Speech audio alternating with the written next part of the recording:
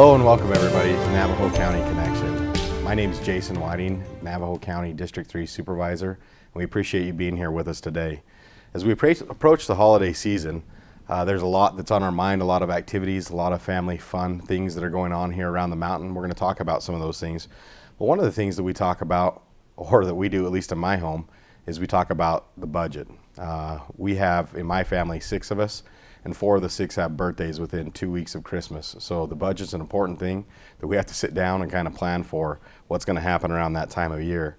To help us to talk a little bit today about the county budget, we have the Assistant County Manager, Bryan Layton, and we're going to talk about the county budget. It's been in the news a little bit lately. I know that you've had an opportunity to talk to us as a board about the county budget and what's been going on. But before you do that, if you don't mind, Bryan, I think this is your first time on the show. Do you mind introducing yourself, telling us a little about you? Certainly. And thank you for having me. I joined the county in January as the Assistant County Manager. And before that, I spent about 10 years with the City of San Antonio.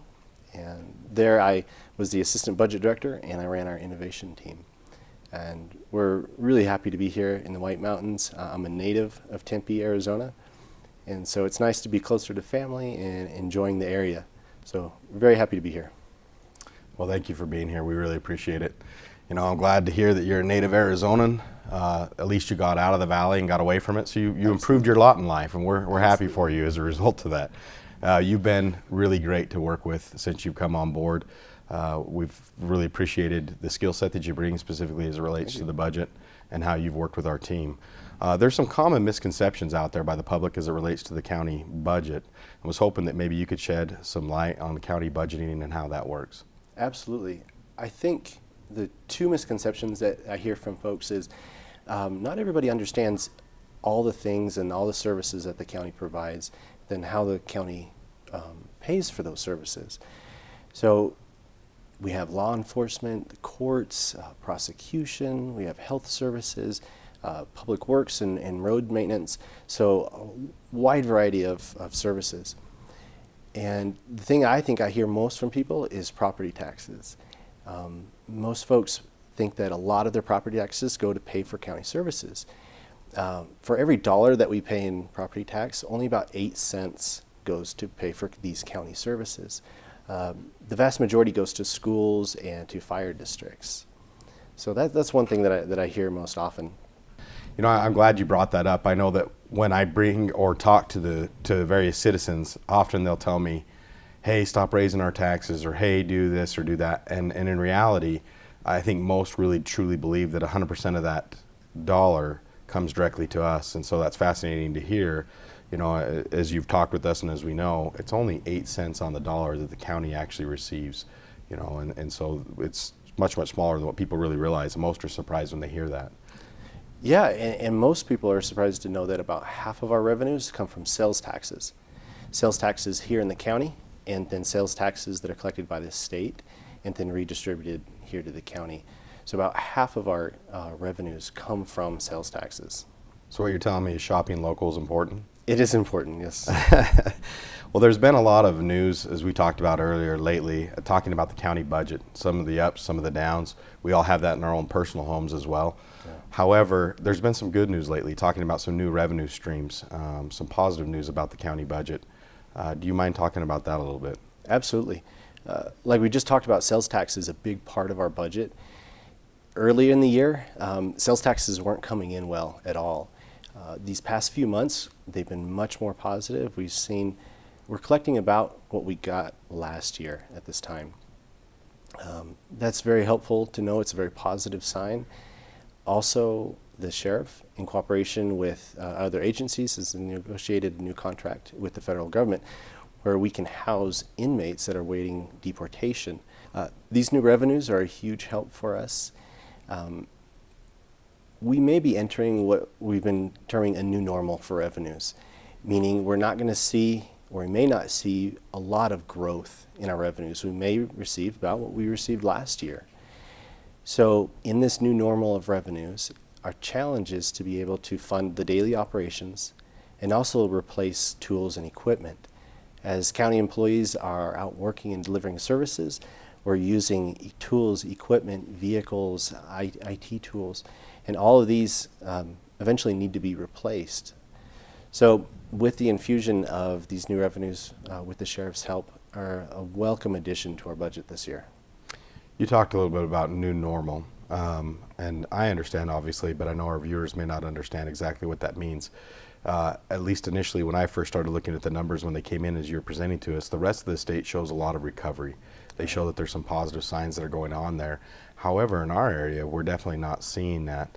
I suspect that's what you're talking about when you talk about new norm that's going on. What are some of the, what do you mean when you say new norm? I guess I don't want to put words in your mouth, but I'm assuming that's what you're... That's exactly it. So prior to the recession, we were seeing anywhere from 3 to 5% annual increases in growth. So very healthy growth in revenues year over year. Since the recession, we just haven't seen that. Most of that is attributed to the energy sector. Coal, the power plant, these are tough times for those industries, and that impacts us directly. So whereas cities and towns here locally may be experiencing more positive growth, we're just not seeing that because we're an energy producing county. Yeah, I appreciate you sharing that, clarifying there a little bit. That being said, sometimes it's easy to overreact when we have budgetary issues. At the same time, it's important to see the red flags as they're coming so we can respond as we see some of these dips as well as the increases and know how to manage moving forward. For our local residents that live around here that are reading these things in the paper about how there's a new norm and those types of things, what are some of the things that they can do to try and help out with the local economy? Great question. As we talked about a little earlier, buying local is always a great thing to do. And also keep in mind that it's not just our goods, it's also the services that we consume. So in years past where folks may have needed to go down to the valley for different services, especially in the healthcare industry, those services are more and more available here. And so just having that mindset of looking for services, professional services, healthcare, in other areas here in the mountain, they are available and to take advantage of that. I think one of the other ways is to take advantage of technical training, educational opportunities here on the mountain, especially with our partnership here with MPC. As our residents and our population becomes more technically skilled and educated, we become a much more attractive place for businesses to come and relocate here and do business here with us. Thank you for sharing that. I know I used to work with the chamber rather closely. I was on the chamber board for one of the local chambers, and shop local was a big deal, not only to keep those local businesses, especially the small businesses, open, but those tax dollars rotate a little bit more within the local community. Sure. It's been proven. And so great advice from a great man. We sure appreciate you being on board here with the county. We've enjoyed working with you and look forward to great success with you. Appreciate your time here on Navajo County Connection. We're going to have a brief break here, and we're going to bring back Jimmy Applegate, the Show Low Chamber of Commerce Director, and talk with him a little bit about what's going on this holiday season. Thanks.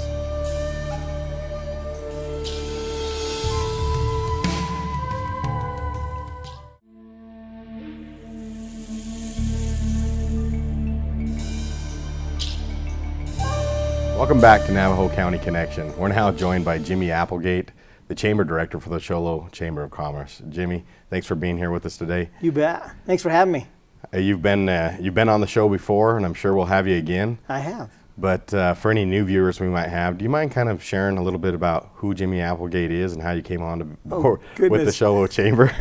It's going to get personal, Jimmy. Yeah, no kidding. So, you know what? I've been in business development for the great majority of my adult life. Been in the White Mountains for 9 years and helped build a couple businesses up here. And as I left those industries, there was an opening in the chamber. I actually happened to be on the board at that time, and it just made sense for me to transition into running the Show Low Chamber of Commerce as the executive director. So I've been doing that now for just 2 years, and it's been a good time. We're doing a lot of good things there at the chamber. So I can absolutely vouch for that. You're doing a tremendous job there. I know a lot of the people really appreciate the good work that you're doing, and myself personally with our company has enjoyed working with you. So thanks for all that you do.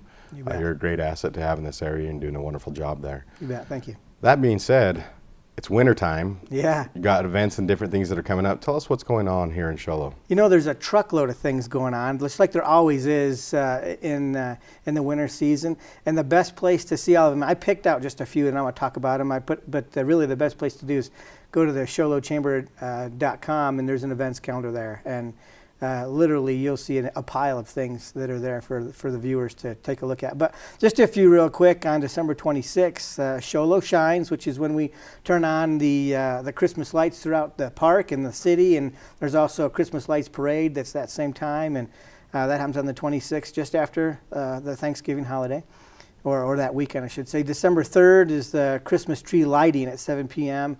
I'm sorry, and that's when the parade is on December 3rd. They do the parade first, and then at the end light that tree up. That's kind of cool. December 4th is a White Mountain Chorale has a Handel's Messiah performance going on at 7:30. That's at the LDS Downtown Chapel. On December 9th, the Santa and the Shops at the Gingerbread Lane, which is over at the City Campus Gym. It's holiday shopping at its finest. You can picture the arts and crafts kind of shops.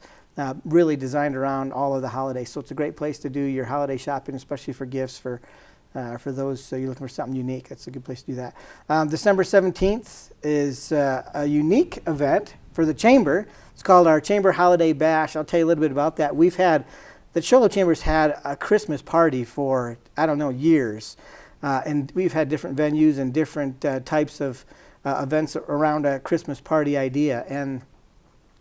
And we talked a little bit about different ideas this year to hopefully get some new, more people there and make it more fun, more of a party. And so as I spoke with my board about that, we really came up with the idea of approaching local businesses and chamber member businesses and inviting them to throw their Christmas party along with us. So the idea would be, Jason, you have a business here in town as well, and the idea would be, instead of taking your entire crew out to dinner or to your own party, come have a party with the Show Low Chamber of Commerce. And then we joined in with Pine Top Lakeside Chamber of Commerce. It's not big enough just for us. Now we've doubled our size.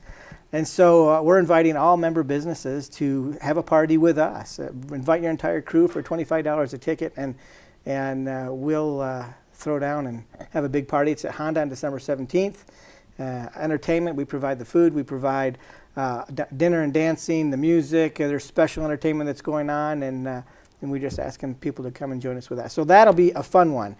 December 31st, of course, that's the end of the year and the beginning of a brand new year. We always do drop the Deuce of Clubs at midnight. It starts at 11 p.m., I think, and festive start. And then right at midnight, we have the Deuce of Clubs drop. That's over at the Festival Marketplace, over right where the card players are. You know where that's at. So that's a fun event as well. So that's just a highlight of some of the things that are going on. Like I said, there's a truckload more. There always is. I think a lot of things going on. So look at that website.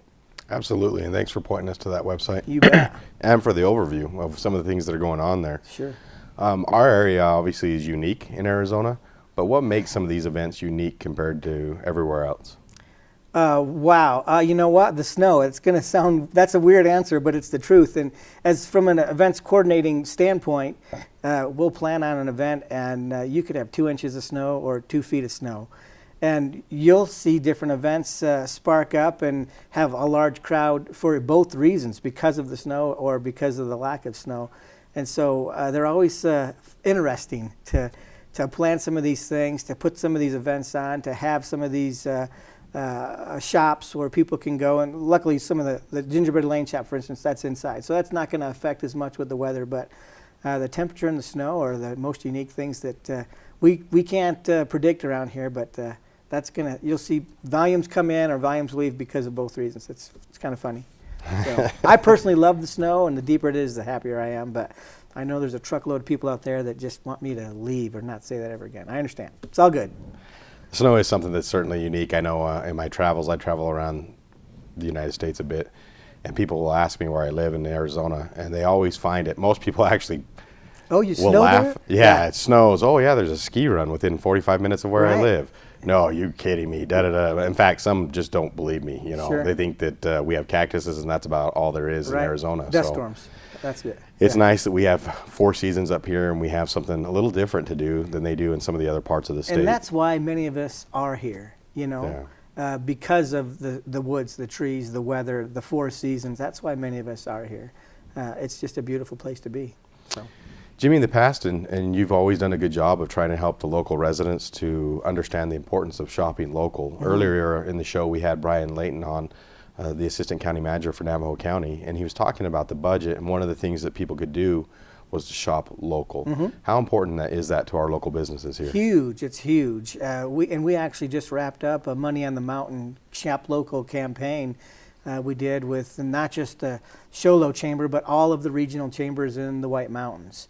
And we joined together along with Spider Trainers to help us put the campaign on, where we incentivized all people who live in the White Mountains and people who don't live in the White Mountains to shop here locally in the White Mountains. And you can see the video on our website, but we just gave away the grand prize to the winner who shopped local, and it was an easy program. You purchase things in the White Mountains. Doesn't matter if you buy bubble gum, a new pair of shoes, or pay your electric bill. You buy things in the White Mountains. You turn that receipt in, and for every receipt that you turn in is an entry to win the grand prize. And the grand prize this year was almost $8,600 of cash and prizes. Wow. And so it was a great incentive, great plan. We realized a truckload of money that had been tracked through this program, just from people shopping local. So very important to all of us up here, especially the mom and pops of small businesses. So yeah. Thank you for your efforts in that and helping to support those. Sure. In addition, that obviously those revenues continue to support the local governments as well. So yeah. You're doing a great job being a great advocate in those areas. In all these different events that you have going on, it takes many people to come together. I suspect there's volunteers that come and work with you guys from time to time on these events. If people are wanting to volunteer, to get involved in their community, give back a little bit, what's the best way to get in touch with you or the chamber to do that? Hey, thanks for that question. That's great. And there are a lot of people who just absolutely love to volunteer. The best way is just call us at the chamber, 928-537-2326. You can go on our website and email me from there, contact me, which is jimmy@showlowchamber.com. You can either way, but get a hold of us and let us know that you'd like to serve or like to help out. We've got a lot of different ways, from volunteering just in the chambers of commerce or to helping out on specific events that are coming up. There's a lot of things to do, and we can find something that you're comfortable with. Some people like to do this, but not that. Hey, we've got enough events and enough things that surround around events that we can find something that you're comfortable doing. And so thank you for asking that question, sir. No, absolutely. I'm going to ask one more question if that's all right You with bet. you here. You bet. But you've talked about how much you advocate and try and help the local businesses and the things that you're doing to try and push business towards them, which is certainly appreciated by everybody that's in this area. Hopefully that's intriguing for some that aren't members of the Chamber of Commerce. Mm-hmm. What's the process for them to be able to sign up and be able to work with you as a chamber member, and what are the benefits that they receive?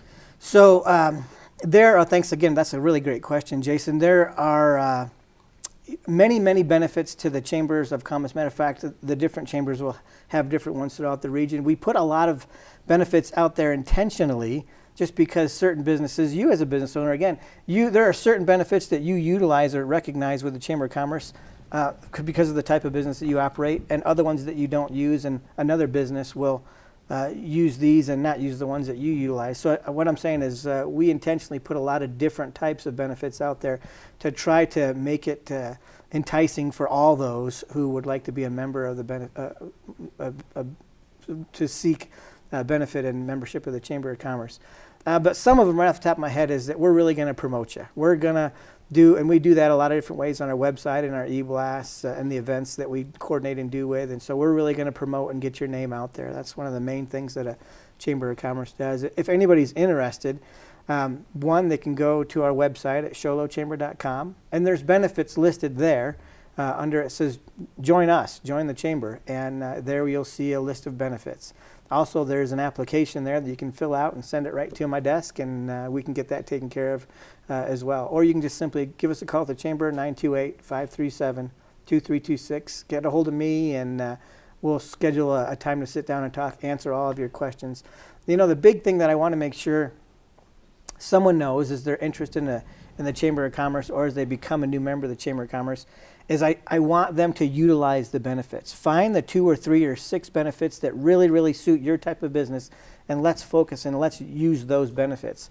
Then when you're going to really start seeing the benefit, and you're really going to see the marketing happen, and your increase in business happen, and then you're going to really be happy with the Chamber of Commerce. So I want to make sure you know how to use those benefits, and we can help you do that. So thank you for the question.